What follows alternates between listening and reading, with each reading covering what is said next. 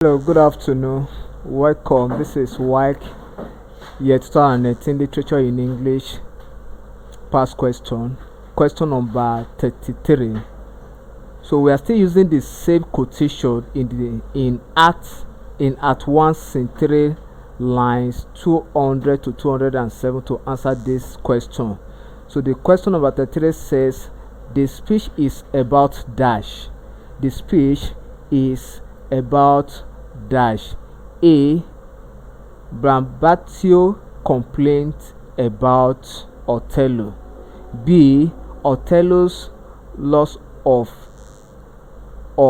his handkerchief. C. Brambantio's loss of his daughter. D. The fight between Cassio and Roderigo.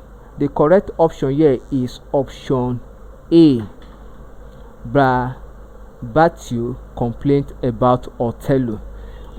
In the story, what we learned is that there is a conflict between Othello, who happened to be the protagonist, and Brambantio and his Brambantio group,